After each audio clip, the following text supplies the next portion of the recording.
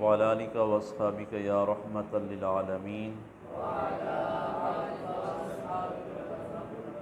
الصلاۃ والسلام علیک یا نور اللہ، وعلی آلک واصحابک یا محمد الرسول اللہ صلی اللہ علیہ وآلہ واصحابہ وبارک وسلم۔ اللہ رب العزت کی توفیق سے ان پاکیزہ ساعتوں کے اندر اللہ کی بارگاہ میں، اللہ کے گھر میں ہم سب کو حاضری کی سعادت نصیب ہو رہی ہے، اور اللہ کی دی ہوئی توفیق سے ہی ہمیں درس فقہ کے اندر بیٹھنے کی اور ضروری مسائل سننے اور ان سے آگاہی حاصل کرنے کی توفیق نصیب ہو رہی ہے۔ کتنے مسائل ایسے ہوتے ہیں کہ جو ہمارے ذہن میں نہیں ہوتے، ہمارے علم میں نہیں ہوتے، اور ان پاکیزہ ساعتوں کی برکت سے ہم وہ سیکھنے کی کوشش کرتے ہیں اور ان مسائل سے آگاہی ہو جاتی ہے، اور ہمارے جتنے بھی فرائض ہیں، عبادات ہیں، وہ کامل ہو جاتی ہیں۔ کتنے ایسی چیزیں ہوتی ہیں جنہیں ہم غلطیاں کر رہے ہوتے ہیں، لیکن کیونکہ اس بارے میں آگاہی نہیں ہوتی، اور ایسے ہی غلطیاں ہم کرتے جاتے ہیں، اور جب سننے کا ٹائم ہوتا ہے، جب سیکھنے کا ٹائم ہوتا ہے، اس وقت ہم ٹائم نکالتے نہیں ہیں۔ جو احباب اٹھ کے جاتے ہیں، شاید ان کو ان مسائل کے بارے میں علم ہوگا، تبھی وہ سننے کے لیے نہیں بیٹھتے، یا اس ٹائم کے اندر 5 یا 10 منٹ ہمارے لگتے ہیں، اس ٹائم میں بہت اہم کام ہوتا ہے جو ہم نے کرنا ہوتا ہے، اور یہاں سے جانے کے بعد بہرحال جو بیٹھتے ہیں اللہ تعالیٰ کی توفیق سے ہی بیٹھتے ہیں۔ اللہ سے توفیق مانگنی چاہیے کہ مالک ہمیں اچھی مجالس و محافل کی توفیق عطا فرمائے۔ اللہ کریم ہمیں دین کا درد، دین کا جذبہ اور دین سیکھنے کا ذوق اور شوق عطا فرمائے۔ 5-10 منٹ کے اندر ہم بہت بڑا کوئی کام جا کے نہیں کر سکتے، اس لیے ہمیں ان مواقع کو غنیمت سمجھتے ہوئے، ان لمحات کو غنیمت جانتے ہوئے ان سے فائدہ اٹھانے کی اور کچھ نہ کچھ دین کے بارے میں آگاہی حاصل کرنے کی کوشش ضرور کرنی چاہیے۔ آج کا درس فقہ کے اندر ہمارا موضوع ہے وضو کے مکروہات۔ وضو کے اندر کون کون سی چیزیں مکروہ ہیں جن کو ہم کرتے ہیں لیکن اس بارے میں آگاہی نہیں ہے کہ یہ وضو کے اندر مکروہ ہے، وہ ہم سنیں۔ اگر ہم ان میں سے کوئی چیز کر رہے ہیں، کوئی عمل کر رہے ہیں جو مکروہ ہے، تو اس کو ترک کر دینا چاہیے سننے کے بعد۔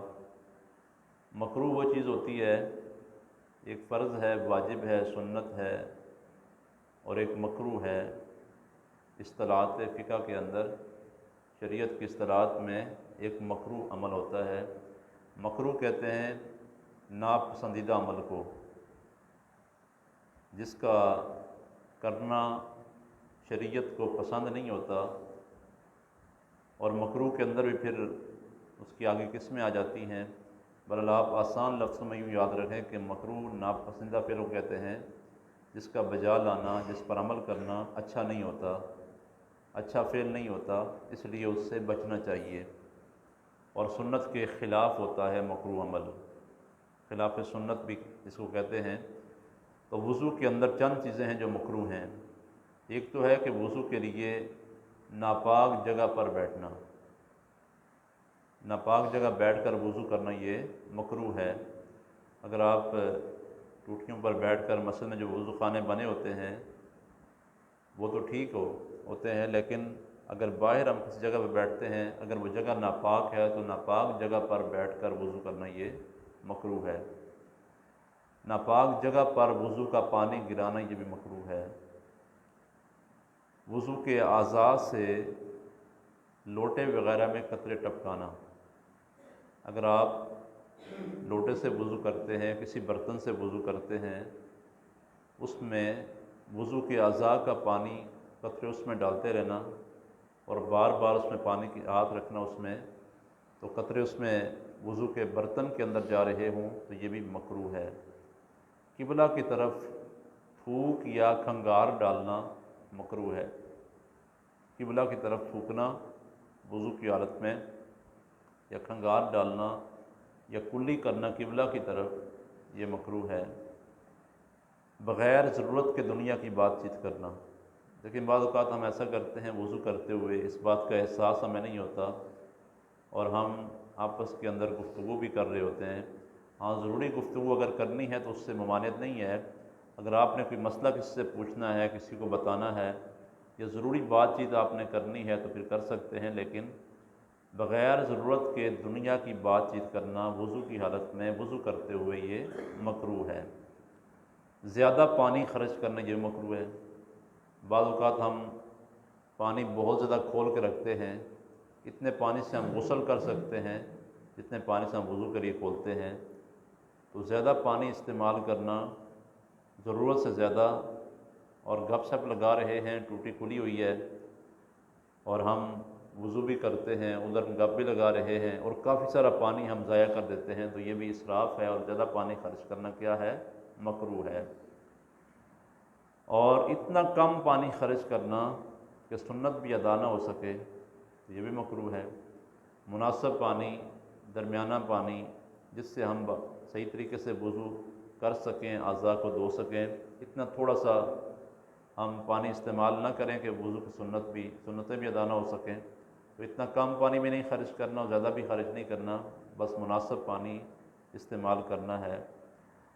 بعض اوقات ہم ایسا کرتے ہیں کہ منہ پر زور سے چھینٹے مارتے ہیں، 7 لوگ بیٹھے ہوتے ہیں وضو کرنے والے، ہم زور زور سے اپنے منہ پر چھینٹے مارتے ہیں، تو یہ بھی مکروہ ہے۔ زور سے منہ کے اوپر چھینٹے مارنا یہ مکروہ ہے، اس کا بھی خیال کرنا چاہیے۔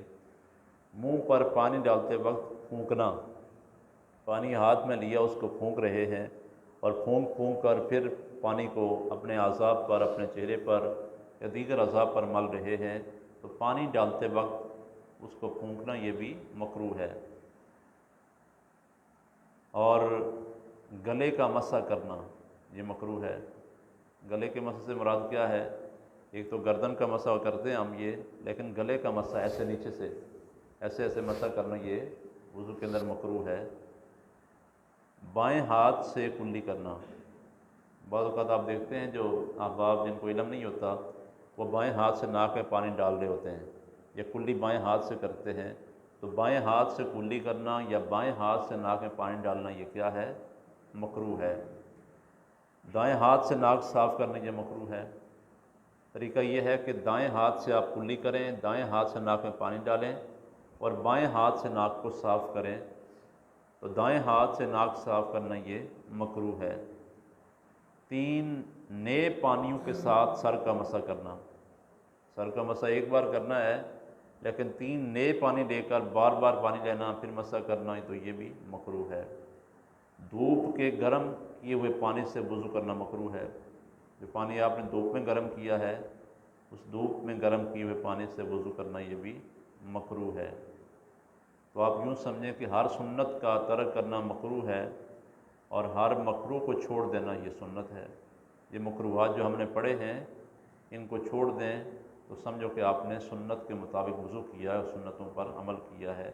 اللہ کریم کی بارگاہ میں دعا ہے کہ مالک ہمیں صحیح طریقے سے وضو کے آداب کے مطابق وضو کرنے کی توفیق عطا فرمائے، وضو کے فرائض، سنتیں، آداب، مستحبات، ان کا خیال رکھنے کی توفیق عطا فرمائے، اور جو چیزیں مکروہ ہیں، ناپسند ہیں، ان سے بچنے کی توفیق عطا فرمائے۔